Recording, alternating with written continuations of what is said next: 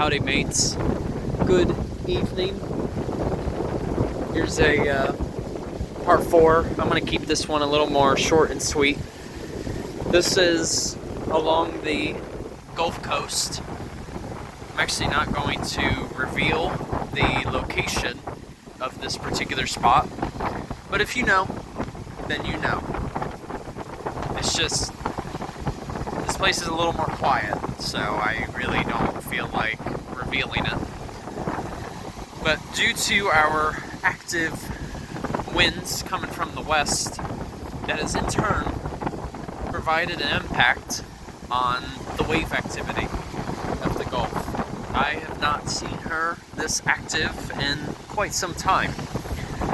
But as you can tell, we have a lot of what you call spilling waves, which essentially means that the waves are meeting up at a sandbar where it gets shallower at a faster rate, and so the wave essentially spills on itself. I mean, you do see a little bit of the barreling wave, but not as frequent. That's just because there's a sudden change in depth, which is why we're seeing the spilling wave. You can see that there's a lot of sea foam going on. For those wondering, how do we get sea foam? Well, it actually comes from our planktonic organisms. You see, when the water is so active and turbulent, essentially the planktonic cells, they get pulverized. And as a result, that frothy material that you see, that's essentially their fat deposits. And that is how you get sea foam as a result. But, of course, you can always tell that at a beach, the landscape is always changing. And for another, with it being as windy as it is, there's bound to be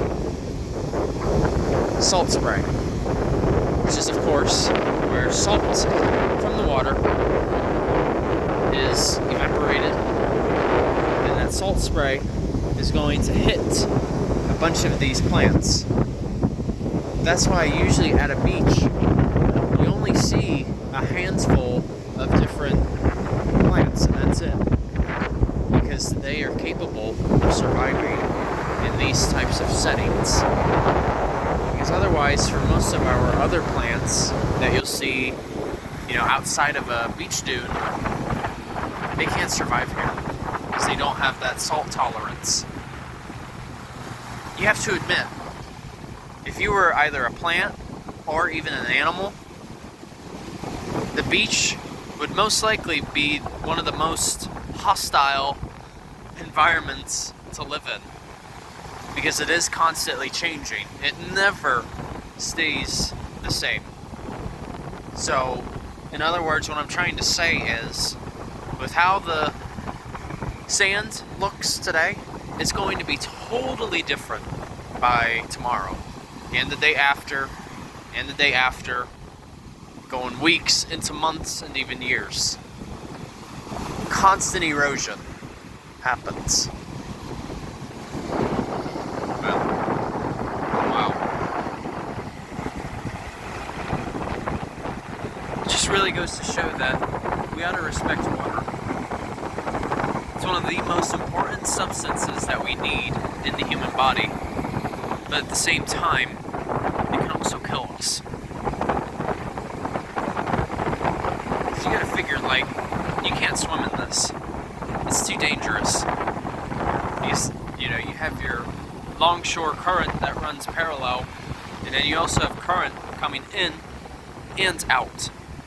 So that creates a lot of rip current and even whirlpools, too. So it's always a treat to see the Gulf like this.